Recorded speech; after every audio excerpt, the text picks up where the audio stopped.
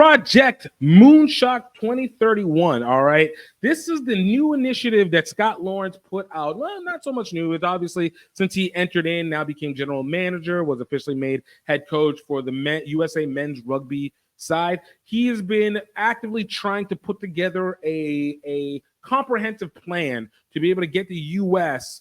to the Rugby World Cup and actually win something for 2031 when it is in the USA. Now, I know this past weekend wasn't exactly the greatest for the Northern Hemisphere. In terms of shots that were lost, the Northern Hemisphere definitely got Gatling gun down by the Southern Hemisphere. I mean, Samoa over Italy, Chile over Hong Kong. Actually, that one's, Chile over Hong Kong. The Japan over Maori All Blacks. Actually, that's the other way around. New Zealand over England. Australia beating Wales. Fiji taking down Georgia. But nothing hurt more. All right, nothing hurt more right now for me personally than watching the USA Rugby versus Romania match, with USA Rugby losing 22-20 in a tight game versus Romania. And look, honestly, I mean, I really thought this was supposed to be the wash game. Why did I think this was going to be the wash game? Because this is the Romania team that freaking got absolutely bodied by everybody in the Rugby World Cup last year. What was it? Ireland versus Romania, 82-8. South Africa versus Romania, 76-0. Scotland versus Romania, 84-0. Tonga versus Romania, 45-24. All right, we at least have beaten Tonga before. All right, like with some kind of rate of consistency. But this was supposed to be the warm-up game where you find your players. We got all these guys that are in MLR and have daily regimented playing schedule, and even though they don't mesh together necessarily as an international team, they have enough talent and time and skills to be able to find their pathways. A lot of the guys have played together or play on the same team. Even though Enola Gold, as my boy Benji Haswell said, like feeling a little bit left off the watch list, but you start off with something like that, and you're like, okay, what is the moonshot that you're trying to go for? The creation of this, and it was something that I wanted to go take a look at. So I was like, all right, let me go take a look at this website. All right, let's take a look at this thing and find out what it is that Project Moonshot really is all about. So I want to do this with you guys. All right, we're gonna do this live. All right, so right off the bat, it says win a quarterfinal at the 2031 Rugby World Cup. I think that's great. I think we it's due time that we showed up. Everybody wants to use the 1994 World Cup and the 1996 Olympic Games that will happen both in Atlanta as the preeminent standard for how to shift the U.S. country from a non-niche sport to a primary sport in rapid time. So, given its first thought, man, I was appreciating this. I thought, man, this sounds great. Scott Lawrence, nice little quote. Just like JFK's audacious moonshot in 1962, winning a World Cup quarterfinals on home soil in 2031 demands the best of American rugby. Together, we will rise to the challenge. Man, gives you some chills, right? Gives you just a little bit of chills. I can't get mad at that. I can't get mad at that at all. All right. And then we continue on down. All right. What is Moonshot? Simply, it is 2023 Rugby World Cup, which we missed. We're here in the middle. We got the 2027 Rugby World Cup. And then the Moonshot is, once again, the 2031 Rugby World Cup with winning the quarterfinals. And put a nice little video. If you guys want to go watch it, it's basically just John F. Kennedy's speech to the nation about basically we got to go to the moon and do everything for the country, and this is what's best, and taking our future, and this is where we start looking forward, yada yada yada. Nice. This is the part where I start to lose a little bit. And again, I want to preface this by saying I genuinely am impressed and appreciate the fact that Scott Lawrence and his team are so invigorated to want to present the details of their plan and get the excitement of the USA Rugby um, constituency onto this. I appreciate a person who tries to give effort. All right. And not just effort that legitimately is trying to do it, and especially outside their range of expertise. That being said, this I think they might have needed to get a little bit more of a marketing guy, because the presentation of this is very blasé. Like, it doesn't get you excited. It's very forthright. It's very forthright, and we're going to talk about it. We'll show it. All right. So they have it. The project Moonshot broken down into 3 different projects. All right. Project Mercury, Project Gemini, Project Apollo. Very cool, spacey names and all that good stuff. All right. In Project Mercury, you have big plays, right tools, Charlotte home of men's 15s, because USA Rugby men had moved from Glendale, Colorado. They are now in Charlotte, North Carolina, which I think is actually better and definitely cheaper to be in. And hey, live the East Coast, where most of the money is going to be laying out anyway. Next is right values, love, work, energy, right people, full-time pathways, right vision, 2031 quarterfinals. And then you got the mission, all right, which is kind of starts off with last year, where we are playing a series of teams. It's Eagles Forever Fido. I don't really remember what that was. You can click on it. It was, I guess, the game. It wasn't the game. I guess it was a meet and greet for when they moved over to Charlotte. All right, then it was a USA Romania game, which I think we won. USA Portugal, which I think we lost. USA Georgia, we lost. USA stopped Toulouse, I think we won that one. USA versus Brazil, we won that one. USA versus Spain, I think we lost that one, if I remember correctly. And basically, it's just a series of just what it is. I guess kind of documenting the journey a little bit. What the breakdown was, what the statistics is, et cetera, et cetera, et cetera. All right. And then you go to Project Gemini. All right. Project Gemini takes place between 2024 and 2027. And it's broken down into what its big plays are: the 2027 qualification, a core squad gaining reps ahead of the 2031 Rugby World Cup. So basically, don't expect us to win in 2027, but we are getting the pieces basically set together that will launch off for 2031. The Anthem, growing the base, develop and improve the competitive playing base with Anthem Rugby Carolina of USA eligible players, which again kind of makes a little bit of sense, but it also doesn't, because of the fact that the players that you are using as eligible are encompassing all of MLR and not simply just the Anthem. So it kind of almost feels a little bit redundant to put them on. And then, of course, build next generation, qualify for U20 Junior World Championships, and accelerate the 18 to 23 age group. As of right now, USA is in the Junior World Trophy, and they're doing, I think, well. I think they were 2-0 last weekend, and we'll see what happens this weekend. Again, it's not a competition that the USA has not won and been promoted up. Problem has always been what happens once they get promoted up. But you have your various factors. All right. Within the Eagles themselves, it all started off with USA versus Romania, which we already lost. All right. Then you got USA Scotland, that's happening this weekend.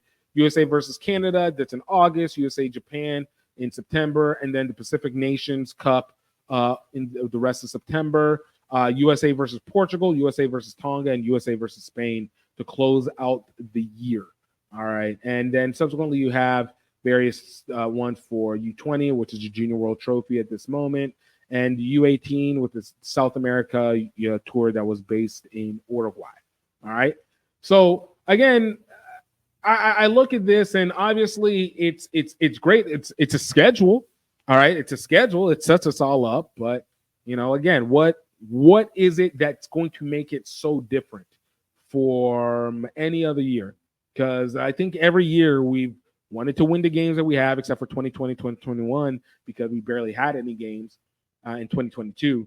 But we want to win the games that are in front of us. We want to be able to grow the base. I mean, it's the same thing over and over and over again.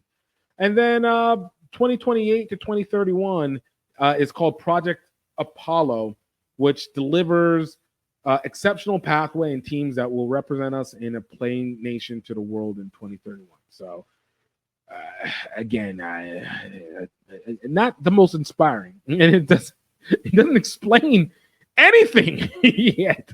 But okay, great.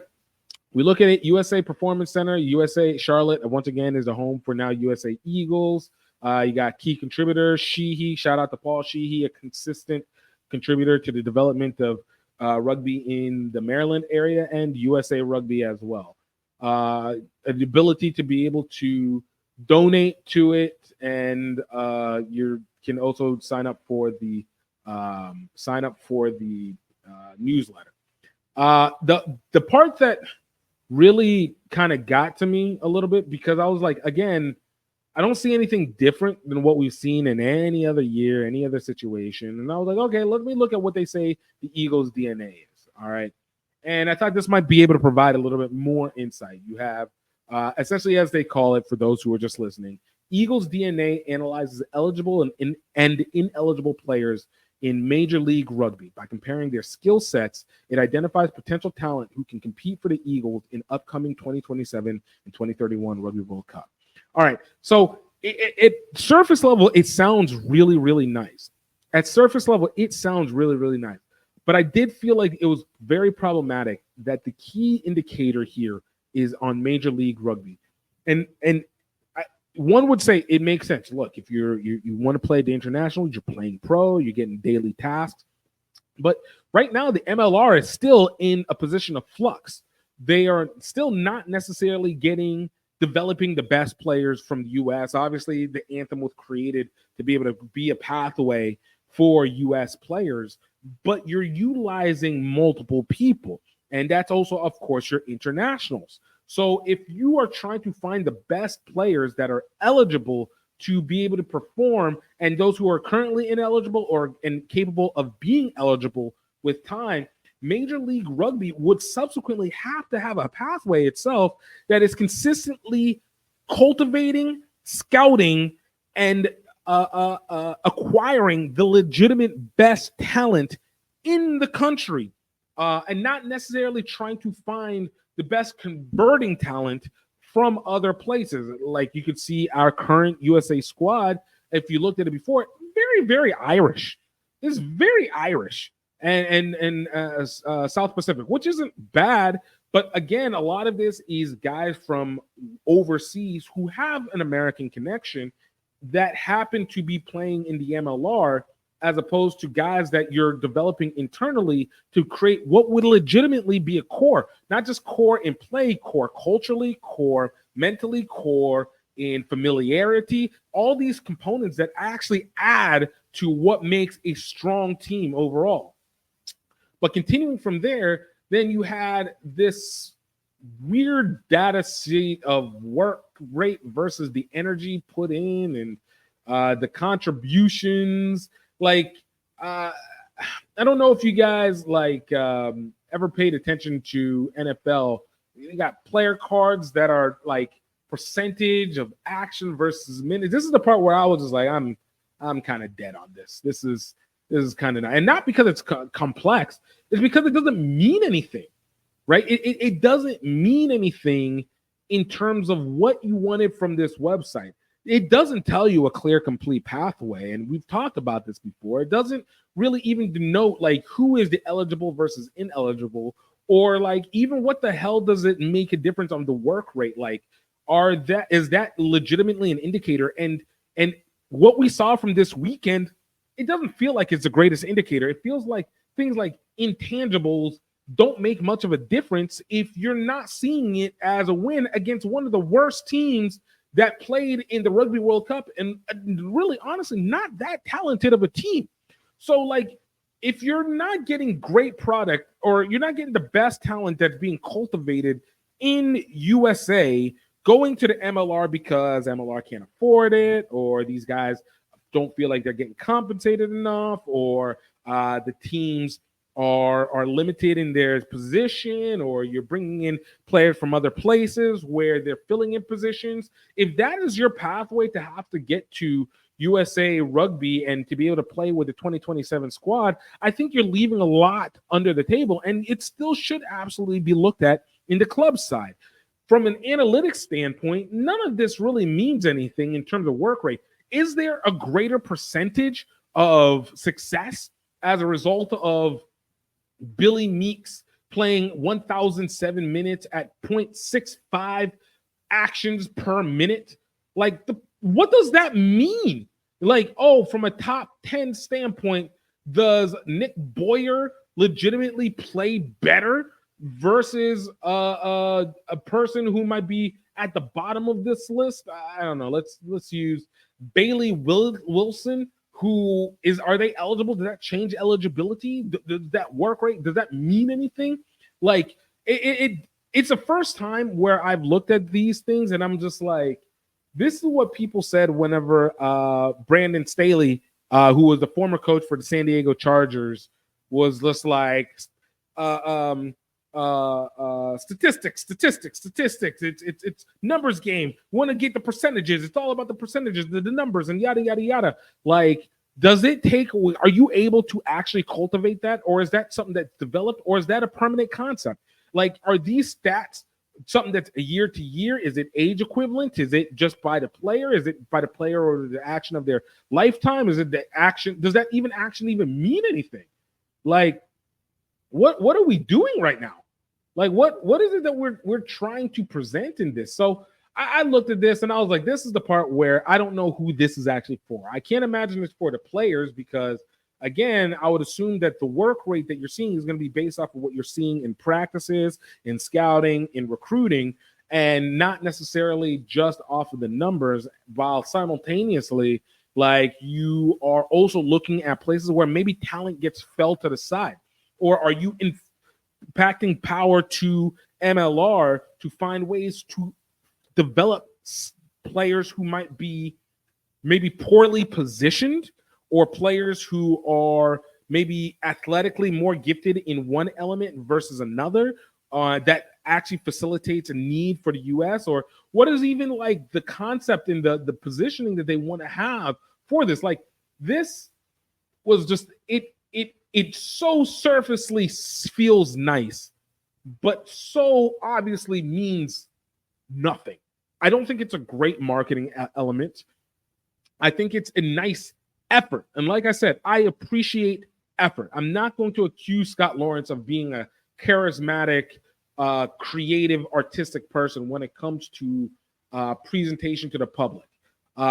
He is a head coach. He's a fantastic head coach. He's a fantastic GM. And I do trust that he's going to work a plan that will be viable. I'm not going to completely put this Romania game on his shoulder as is.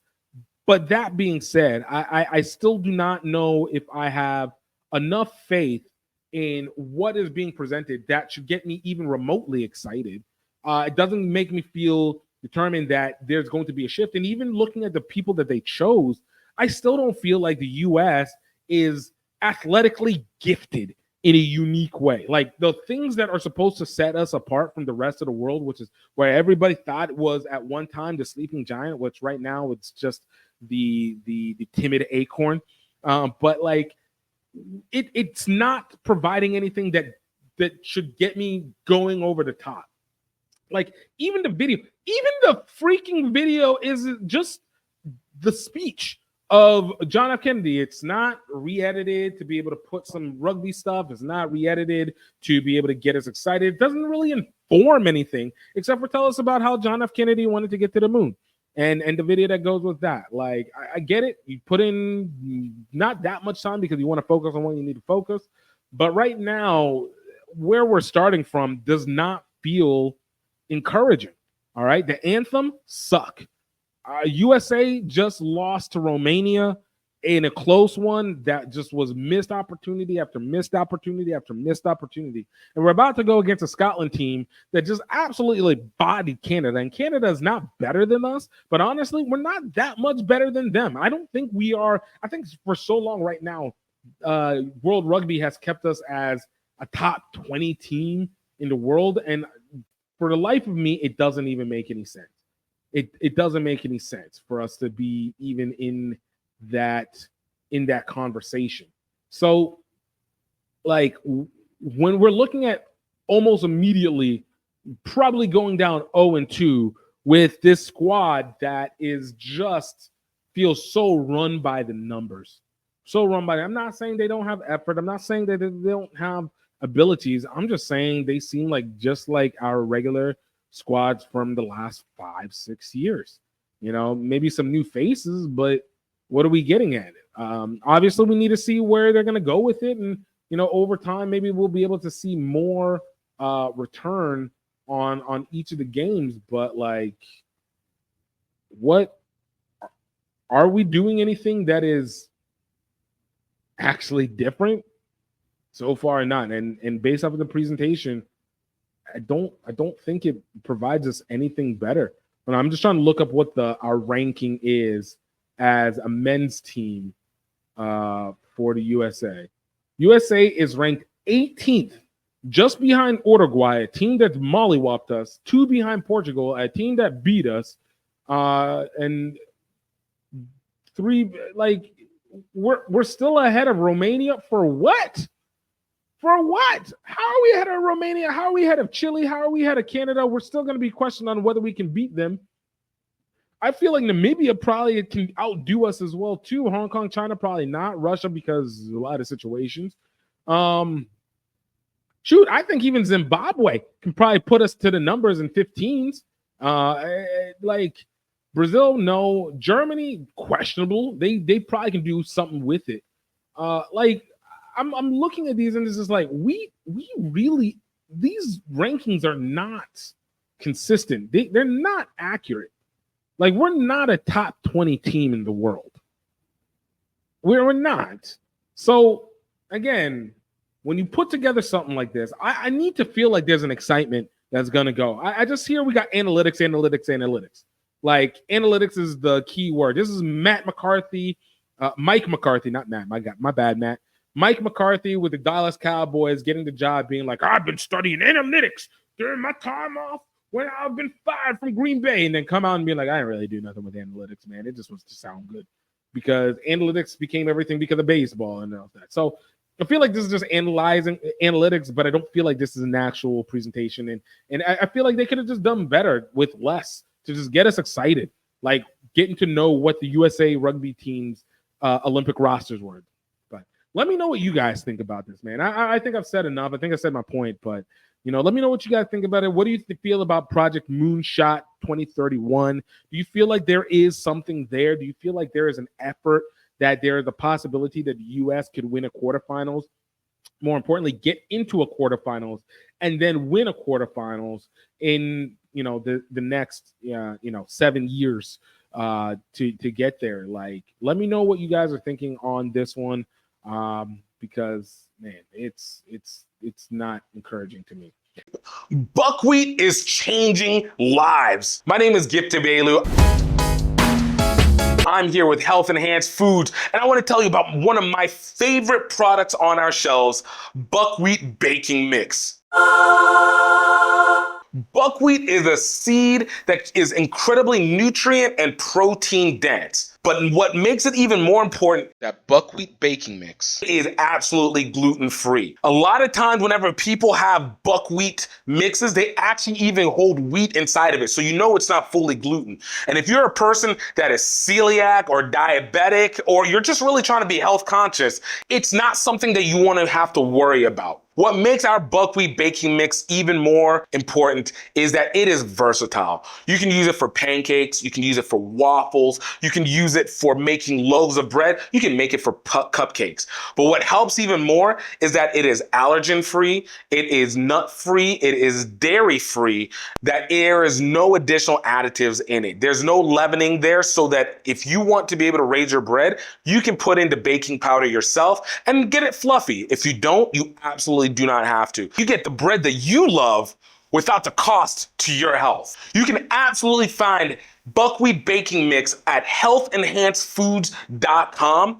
Absolutely check it out. Get your nostalgia back. Get back to eating and loving the way that you are, and absolutely get back to the energy that you know that you can get without having to destroy yourself. I'm looking forward to seeing you get it. Let's go.